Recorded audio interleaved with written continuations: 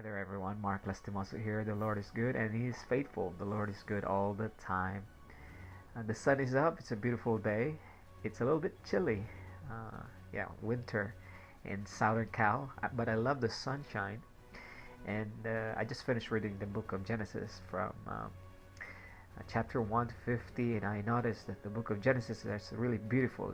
The story is about the end of the chapter is about the forgiveness of Joseph, the uh, the reconciliation, the complete reconciliation of Joseph and his brothers. I think the thought for me when I finished reading the whole book of Genesis was forgiveness. It begins with creation, and the plot is about sin and destruction, death, and all sorts of human drama. But the end is forgiveness. I love that. And anyway, after reading that, I came across with a very interesting story from the Philippines as I opened my computer. Let me show you.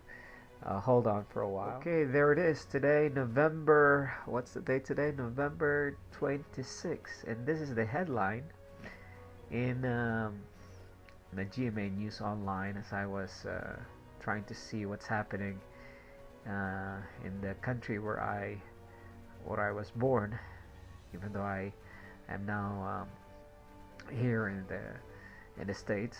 I'm still interested to see what's happening there. The headline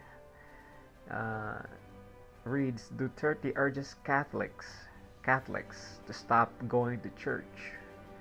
That to me was interesting. For those of you who don't know, Duterte is the president of the Republic of the Philippines, a very popular person. He is criticized by many sectors for his foul mouth and unconventional ways, but it seems he's very, very effective, and there are many people who supports him here. My friends supports him, and even my family supports him, who hails from Mindanao. So, coming from a powerful man, I was made to think, why did he say that? Well, there are many histories or backgrounds before that, but I I would like to just as coming from the religious side, I would say Duterte has the balls or the guts to say perhaps the truth of what the Bible is saying, come out of her, my people. He's not saying come out, but he says stop going to church. That implies, you know, he does not see the Catholic Church as the true church. And I feel, and I think, and I believe that the Bible is backing him up. And I cannot vote. I cannot vote. I have no political influence in the Philippines. I'm nothing. I'm not allowed to vote there.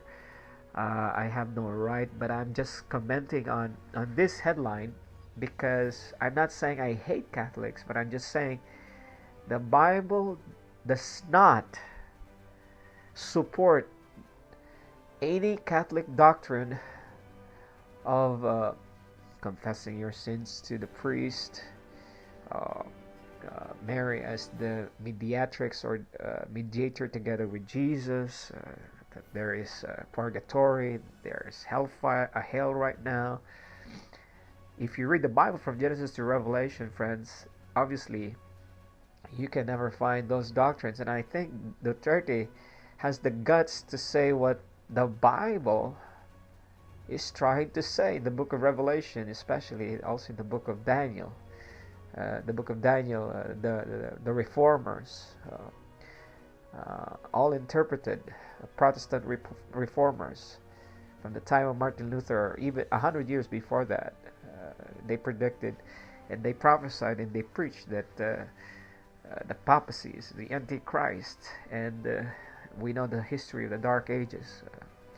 50 million Christians, Bible-believing people, were murdered by the Inquisition until the Society of Loyola countered the gains of Protestantism, and that's why they are successful in in the infiltration of governments, the Society of Loyola, the intelligence unit of the Roman Catholic Church with its many branches and its shadowy orders and dark practices. Well, we all know the story worldwide of the pedophilia, priests sexually molesting children. That is not surprising. The fact that they are not Bible-based, and also their lifestyle is questionable, and they are from every vantage point, for me at least, I seem to agree with President Duterte that Catholics should stop going to church. They should start reading their Bible. So this is just a commentary on the news that I read. And don't get me wrong, I don't hate Catholics. God has people inside the Catholic Church. But if you follow the book of Revelation, the book of Daniel, I mean, in the Old Testament, the book of Revelation, the New Testament, you will come out of the false Babylonian teachings, or false Egyptian, Babylonian, Roman teaching, the universal teaching, which is not from the Bible. So there are hundreds of millions of Filipinos that adhere to the Catholic Church, and there are only few who do not bow down to the idolatry and Baal worship, the Luciferian worship of this huge, humongous, draconian institution.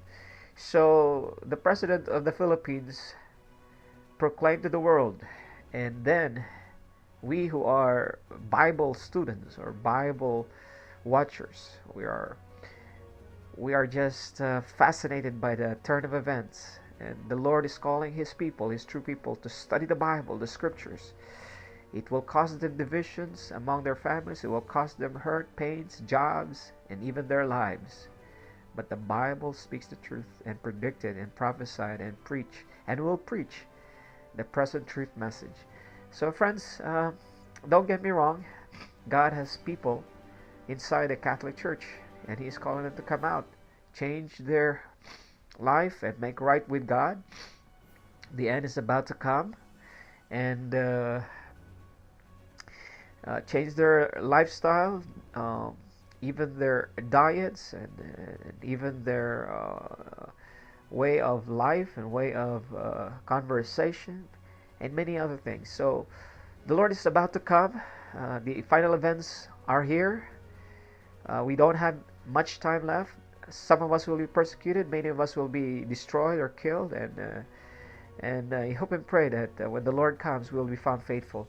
So friends, President Duterte is used by God as an authority, the way I see it, to back up what the Bible claims, come out of her, my people.